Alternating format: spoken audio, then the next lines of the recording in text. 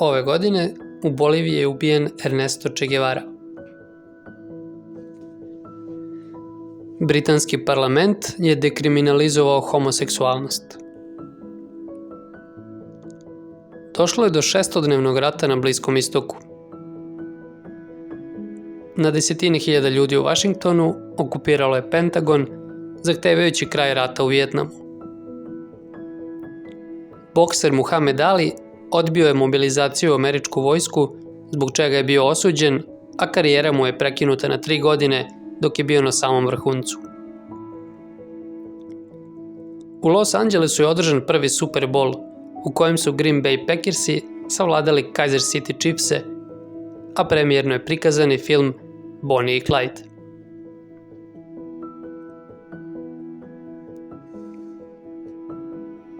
Januara ove godine bačena je bomba na jugoslovenski konzulat u Sidneju, a krajem ovog meseca sinhronizovane bombe eksplodirale su pred jugoslovenskim ambasadama u Vašingtonu i Otavi, kao i kod konzulata u Njujorku, Čikagu, San Francisku i Torontu.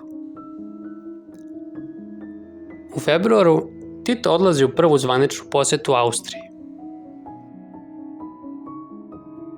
Održana je konferencija komunističkih partija u Karlovim Varima za oslobođenje kontinenta od američkog uticaja, ali su Jugoslavija i Rumunija bojkotovale ovaj skup. Krajem maja Jugoslavija i Izrael potpisuju trgovački sporazum.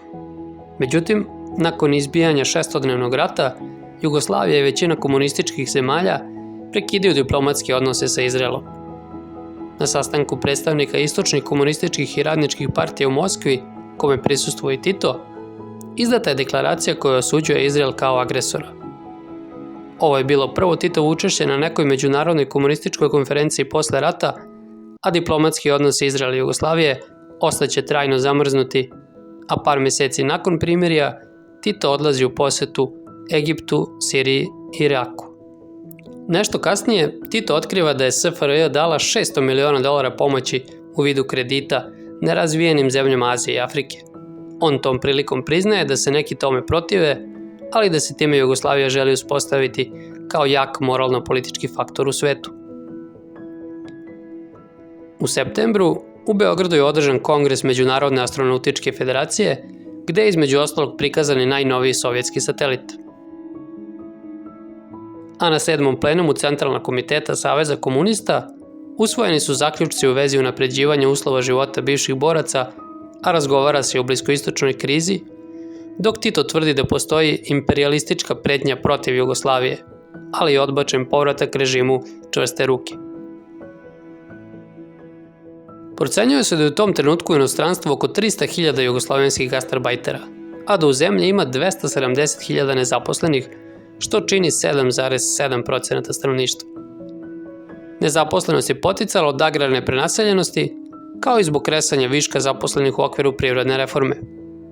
U Jugoslaviji ove godine odobren zakon o privatnim investicijama, prvi takav u istočnoj Evropi. 10. januara na Žabljaku je izmereno 209 cm snega, najviše u celom 20. veku na ovim prostorima. Milioni miševa opustošili su tokom leta useve u delovima Bosne, a poljoprivredne prinose Jugoslavije umanjuje i suša, što će sve rezultirati 4-satnim restrikcijama struje do kraja godine. U Požarevcu je osnovana fabrika Bambi, koja proizvodi plazma keks, jeftiniju kopiju italijanskog keksa Plazmon. 16. novembra Lastin autobus je pao u Savu kod Umke, kada je poginulo 25 putnika, a istog dana stradala su i 5 rudara u Istri. Predsednik Tito upalio je večnu vatru na novoizgrađenom spomeniku revolucije naroda Moslavine u Podgariću, rad vajara Dušana Džamonje.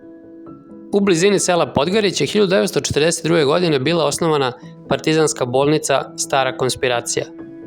Vremenom je Podgarić postao centar ustanka, pa je u njemu boravilo povjerenstvo Centralnog komiteta Komunističke partije Hrvatske za Severnu Hrvatsku. Spomenik je jedan od primjera apstraktne plastike koja predstavlja stilizovana krila slobode i pobede. Matica Hrvatska i Društvo književnika Hrvatske izlaze u javnost sa deklaracijom o položaju i nazivu hrvatskog književnog jezika kojom se zahtevaju nacionalni i jezički suverenitet, a odbacuje se novosadski književni dogovor iz 1954. Najavljuju se dešavanja koje će kasnije postati poznate kao Hrvatsko proleće. Srpski pisci odgovaraju na ovu deklaraciju predlogom za razmišljanje, kojim prihvataju njene stavove u vezi razgraničenja jezika, ali i traže da Srbi u Hrvatskoj u tom slučaju koriste srpski jezik i ćirilicu. Predsjednik Tito upozorava i hrvatske i srpske intelektualce da neće tolerisati obnavljanje starih podjela kao ni širenje trulog liberalizma. U to vreme vode se jezički sporovi i debate oko crnogorskog pitanja, tačnije oko toga da li su Crnogorci zapravo Srbi. A kao politička posljedica toga, Socijalistički savez radnog naroda Jugoslavije predložio je Milentija Popovića iz Srbije za predsjednika Savezne skupštine umjesto crnogorskog kadra Veljka Vlahovića. Istovremeno, novi predsjednik Saveznog izvršnog veća postaje Mika Špiljak, bivši gradonačelnik Zagreba. Ove godine izlazi prvi broj lista Pravoslavlja, zvaničnog glasila Srpske pravoslavne crkve. Časopis je pokrenut blagoslovom patrijarha Germana, u početku se bavio pre svega tumačenjem Svetog pisma, a izlazi dan danas.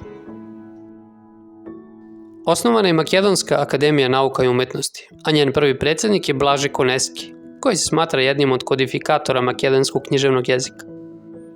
Također uz podršku vlasti proglašena Makedonska crkva, protivno srpskih i bugarskih pretenzija na Makedoniju.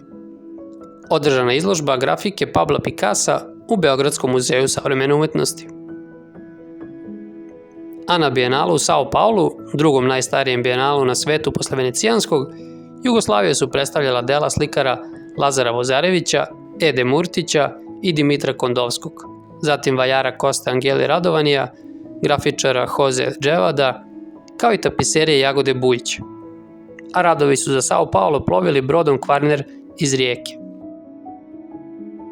Na inicijativu Ateljeja 212 održan je prvi BITEF, Beogradski internacionalni teatarski festival, zamišljen kao smotra novih pozorišnih tendencija iz celog sveta, a među glavnim pokretačima bili su Mira Trailović i Jovan Ćirilov.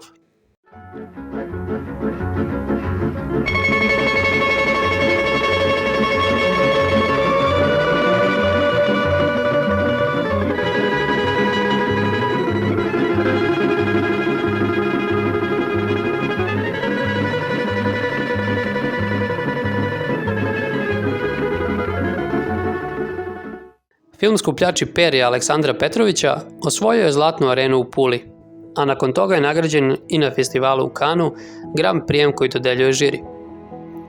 Radnja filma se bazira na životu Roma u jednom selu na severu Vojvodine, ali se film bavi složenijim temama poput ljubavi, međuetničkih i društvenih odnosa. Glavne uloge tumače Bekim Fehmiju, Olivera Vučo i Velimir Bata Živojinović, dok praktično sve ostale uloge glume na Turščici. Srebrnu arenu za režiju osvojio je Živojin Pavlović za film Buđenje pacova. Ovaj film je prikazan i na Berlinskom filmskom festivalu, gde je Pavlović osvojio Srebrnog medveda za režiju, što ga je svrstalo među najuspešniji i najcenjenije autore tadašnje jugoslovenske kinematografije. Dušan Makavejev je dobio nagradu kritike, kao i posebnu nagradu za smelu istraživačku režiju filma Ljubavni slučaj ili tragedija službenice PTT, sa Evom Ras u glavnoj ulozi. Otišao mi čovek na teren. Možda ga neću vidjeti celog meseca. Vem ti život. A nije čovek od drveta, a ja specijalno. Ove godine snimljena je humoristička serija televizije Beograd pod nazivom Krug dvojkom u režiji Soja Jovanović.